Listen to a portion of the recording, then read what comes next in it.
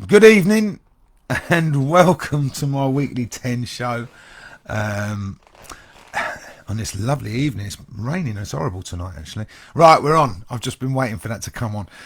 Okay, so welcome to my show this week, and before I talk about anything tonight, I want to celebrate really that it's been a great week for me in terms of my first ever podcast has been released this week. Now, if you haven't seen it, I suggest you do. It's on YouTube. It's live on YouTube. However, you can watch it elsewhere. It's on Facebook as well.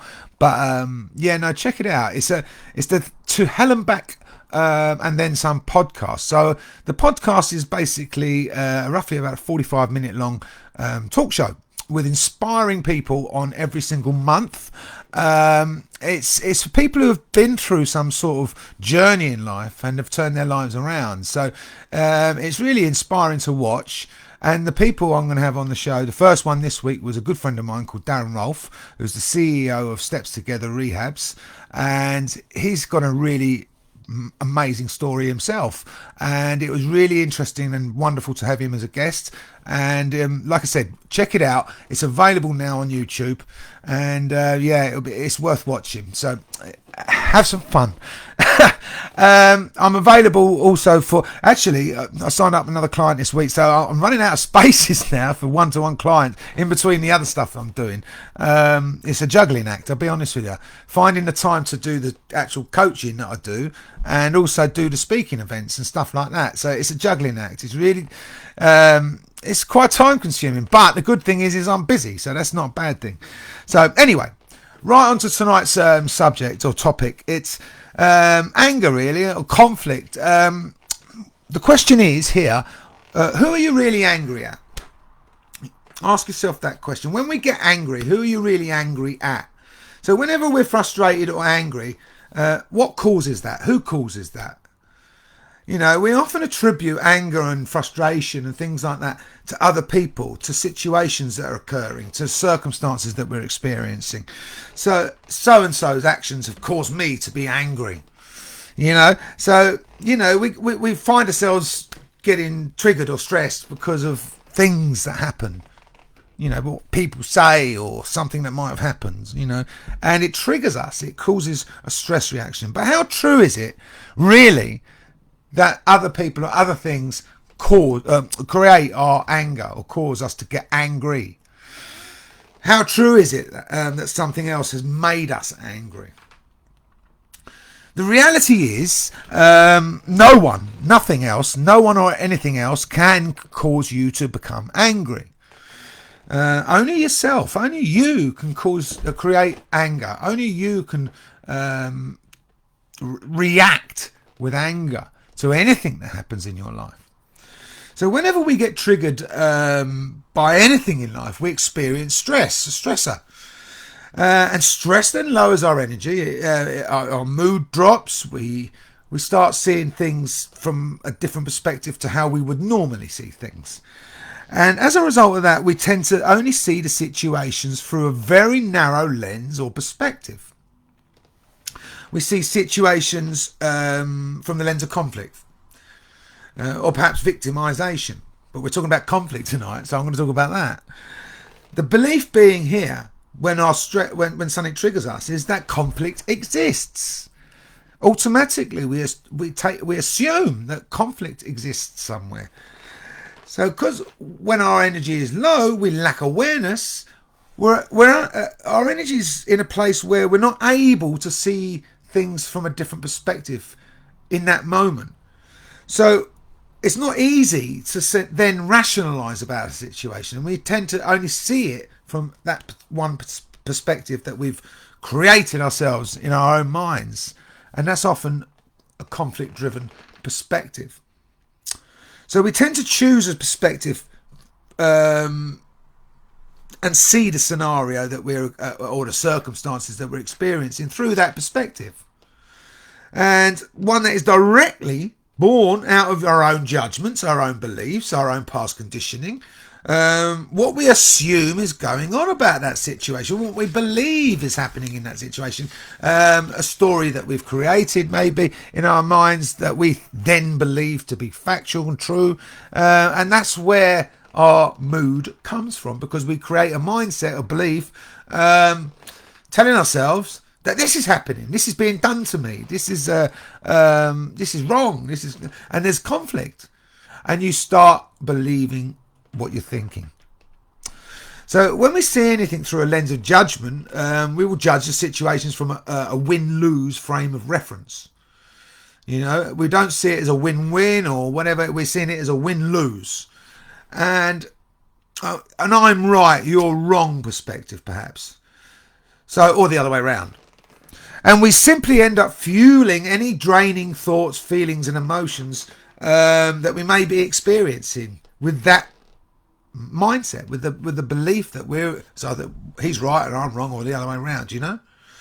So how often have you found yourself angry in life, or stressed in life, or frustrated in life over something, only to then calm down and then see it from a completely different perspective later on, when the situation's moved on, when you've calmed down?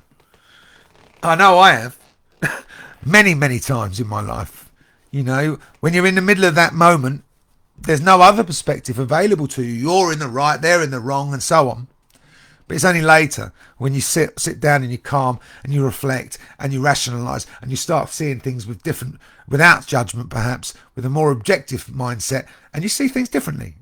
And you might then feel, you know, that you overreacted or did something wrong, or you shouldn't have said or done something that you did, which may have caused the problem. So, you know, it's normal. The good news is it's normal for any of us to do this, because it's human nature. We all have stress reactions. We all have anger, and we all do things in the moment and react to things and later wish we'd responded to it rather than reacted to it. That's human nature. So it's totally normal for all of us to feel this way. Of course, conflict and anger does have some positive uses in life. I wish people would stop messaging me when I'm going live. See, I'm getting anger now. See, I'm joking. Of course, conflict and anger does have some positive, uses in life. For instance, you may use it to motivate you to get something done. Perhaps for instance, the gym. You might use it to go to the gym and motivate you to push yourself a little bit harder in the gym. You may get more done in the short term, because the anger fuels you to push yourself that little bit harder. You know, you might be hyper-focused to do something. So, this sun's coming right through. It was raining a minute ago. So, however, anger is wholly unsustainable for any real length of time. You can, in the short term, it might have some small benefits to you, but in the long term, it's going to drain you. It's going to create all sorts of difficulties and problems. So you might get things done through force, perhaps, but it's not power. It's force. And so you're forcing an issue, and as a consequence of that, people might fear you. People certainly won't respect you, and they won't be inspired by you. You know, you're forcing the issue to get something done. People might feel that you're bullying them, perhaps even in a work environment. If you're delegating or dictating to people, that's by force. It's not by power. So and that comes from a low energy, conflict driven energy, where you're forcing something to happen, and it's not happening in a more constructive, building up sort of way. So you might get things done, but it's not necessarily the way you really want to get things done. Certainly not in the long term anyway. So eventually you're going to find yourself focusing on all of the wrong things in life. You're going to focus on all the wrong people in life.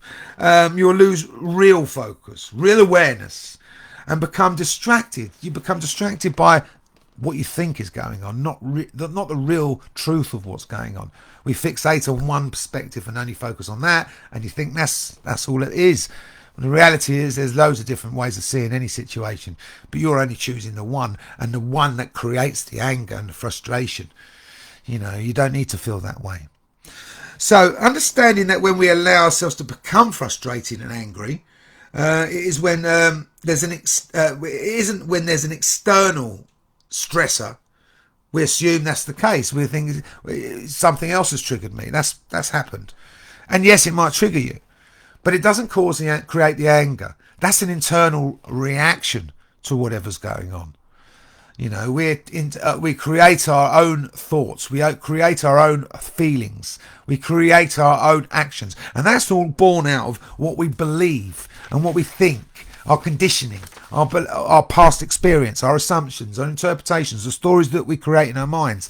That's all created by us. It's not created by anybody else. You're not forced by anybody else to react or respond in a way which causes anger, frustration, stress, all of those things. You can also choose to react or respond in a different way.